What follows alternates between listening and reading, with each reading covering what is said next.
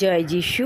জীবন্ত ঈশ্বরের জীবন্ত বাক্য মাথায় নিয়ে প্রিয় ভাই বোন, আমি এসেছি তোমাদের কাছে পিতা পুত্র পবিত্র আত্মার আশীর্বাদ, করুণা আর সাহায্যে। আর তোমাদেরকে জয় যিশু দিয়ে আর জীবন্ত পিতা পুত্র পবিত্র আত্মাকে ধন্যবাদ দিই, প্রশংসা দিই। মহান নামে আমার জীবনের সমস্ত সত্তা দিয়ে প্রিয় ভাই বোন, আজ তোমাদের কাছে বাক্য শোনাবো। সামান্য মানুষকে খুঁজে বার করেন যে ঈশ্বর। কি বাক্য শোনাবো? সামান্য মানুষকে খুঁজে বার করেন যে ঈশ্বর। কি বলছে তাহলে শুনে নি। কিছু সময় আগে আত্মিক যাত্রা রেডিও কার্যালয়ে একজন বোনের একটি চিঠি পেলাম। ওই চিঠিতে তিনি তার অনুভূতির কথা লিখে জানিয়েছিলেন তিনি ক্যান্সার দ্বারা আক্রান্ত ছিলেন। ডাক্তার তাকে শেষ জবাব দিয়ে দিয়েছিলেন। হাসপাতাল থেকে তাকে ঘরে ফিরিয়ে দেয়া হয়েছিল। মৃত্যুর সঙ্গে পাঞ্জা লড়ে তিনি দিন কাটিয়েছিলেন। ঠিক সেই রকম অবস্থায় তিনি আত্মিক যাত্রা রেডিও অনুষ্ঠান শোনার সুযোগ পেলেন। তিনি যে ঈশ্বরের বাক্য শুনেছিলেন তাতে তিনি বিশ্বাস করেছিলেন এবং প্রার্থনা করেছিলেন। ঈশ্বর তার জীবনে অদ্ভুত কাজ করেছিলেন এবং ওই রোগ থেকে তিনি সম্পূর্ণ মুক্ত হয়েছিলেন। এই ঘটনার পরে সে ধন্যবাদ দিয়ে আত্মিক যাত্রাকে চিঠি লিখেছিলেন, কিন্তু তাতে তিনি নিজের নাম এবং ঠিকানা লেখেননি, কারণ তার মধ্যে ভয় ছিল যে যদি এই ঘটনা ওই সমস্ত মানুষদের বলে দেয়া হয় তাহলে হয়তো তাকে গির্জা থেকে বের করে দেয়া হতে পারে।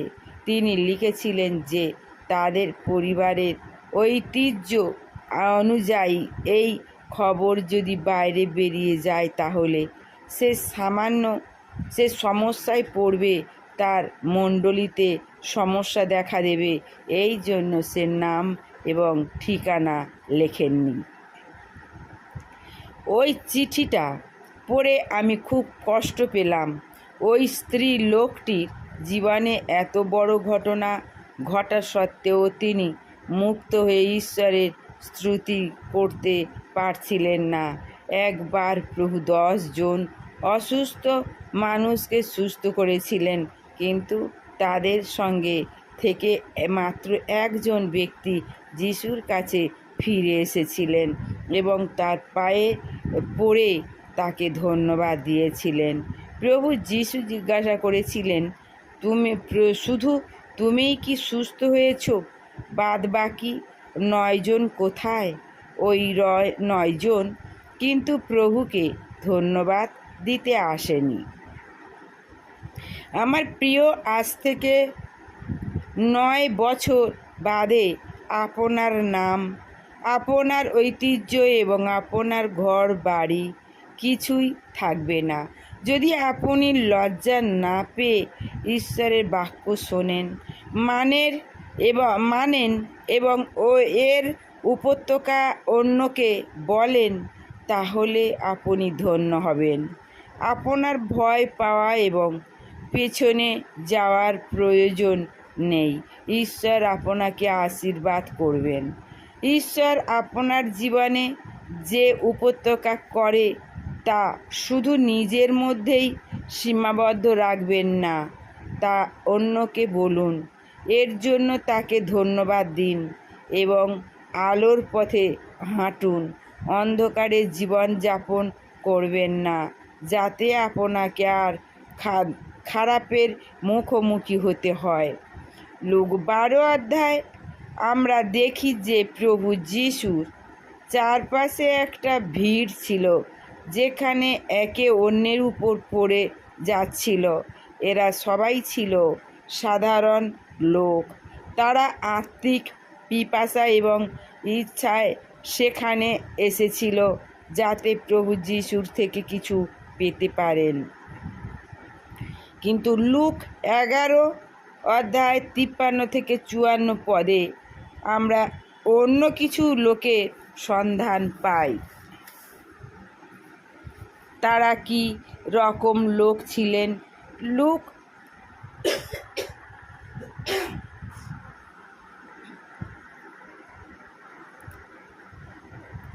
11 অধ্যায় 53 থেকে 54 লেখা আছে, তিনি সেখান হতে বাহির হইয়া আসিলে অধ্যাপক ও ফরিসিগণ তাহাকে অত্যন্ত পীড়াপিড়ি করিতে ও নানা বিষয়ে কথা বলাইবার জন্যে উত্তেজিত করিতে লাগিল। তাহার মুখের কথা ধরিবার জন্যে ফাঁদ পাতিয়া রহিল। এখানে মনোযোগ দেওয়ার মতো ব্যাপার হচ্ছে যে যিশুর চারপাশে যেসব সাধারণ মানুষ একত্রিত ছিল তাতে যিশুর কোনো কষ্ট অনুভব হচ্ছিল না, বরং ধার্মিক অনুশাসন দিয়ে শাস্ত্র মেনে ধার্মিক ব্যাপারে সব থেকে উঁচু স্থানে যে সমস্ত মানুষ রয়েছেন তাদের সঙ্গে যিশুর কষ্ট সহ্য করেছেন। এই ধার্মিকরাই যিশুর শত্রু হয়েছিল। তাদের একটাই উদ্দেশ্য ছিল প্রভু যিশুর ভুল ধরে তার উপর দোষারোপ করা। তারা যে কোনো উপায়ে যিশুকে ফাঁসাবার তালে ছিল। বর্তমানে এই রকম কিছু হচ্ছে না। বর্তমানে এই সমস্ত কিছু হচ্ছে না। ধর্মশাস্ত্র যারা পড়েছেন, যারা বিভিন্ন কাজে ডিগ্রি পাচ্ছেন, ধার্মিকতার দিক দিয়ে যারা 1 নম্বরে রয়েছেন, বুদ্ধিমান মানুষ অনেক বার সাধারণ বিশ্বাসীদের যারা পরিষ্কার মন নিয়ে ঈশ্বরের খোঁজ করেন তাদের নিজ মনে করেন, এদের দাবিয়ে রাখার চেষ্টা করেন এবং বলেন, এরা কি জানে? এরা কিছুই বোঝেন না, শুধু হাল্লেলুয়া এবং ধন্যবাদ দিতে পারে, এর মধ্যে কিছুই নেই। আরে কোনো সভা গিয়ে 10-15 বছর পড়াশোনা করে আসুন, তারপর ধর্মশাস্ত্র পড়াবে এবং প্রচার করে, তাহলে হতে পারে। তা না হলে সমস্তটাই বেকার ইত্যাদি। আমাদের সমাজে এই রকম কথা বলেন এবং অনেক লোক আছেন এই রকম। জয় যিশু। আমি তোমাদের আবার 2য় পর্বটা শোনাবো। জয় যিশু। সবাইকে ভালো থেকো, সুস্থ থেকো এবং সাবস্ক্রাইব, কমেন্ট এবং শেয়ার করতে ভুলো না। তোমরা সবাই ভালো থাকো। ঈশ্বরের আশীর্বাদ তোমাদের প্রত্যেকের মাথায় পড়ুক।